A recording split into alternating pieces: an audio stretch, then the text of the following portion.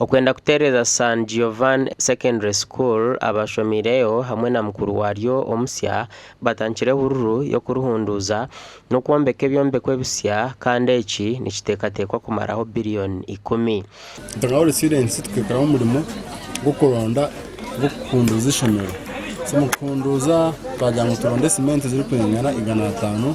So nicyature turi mushimiro kugira ngo tuziheyo ngawole students zongera aho kuzarenovatinga main building ya San Giovanni. Ishomereri rekatandikwe kereziya omwaka gwa 1994 kandi government yakarutwara 2022.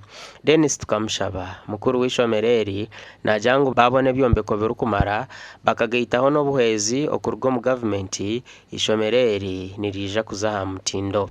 Twine complex yo yenkeri kwenda billion 5 ahifaha ejo complex twireho turi muri tujazaho tero muranga government kugira ngo complex yitwe tukwatireho tubase kufunduza ejo complex egaruke za plan y'ishomero ryabere ishemerere kuza nebizimbe bindi nabyo nibyenda facelift.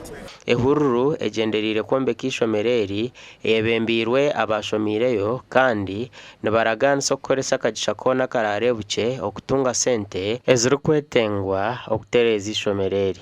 Tunga all students tukubasa kubikora byona konka ishomero ryari nericikoraho litondugeza turundana ekitwabasa omunjero yakasente because he teacher akatikaho yagira twemere nawe omukrenovating ishomero twarebanka OBs and OGs. It's something we can do as the way of giving back to school.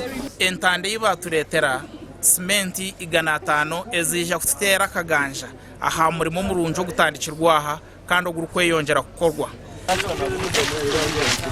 Gasha kwa Hweza Wilfred.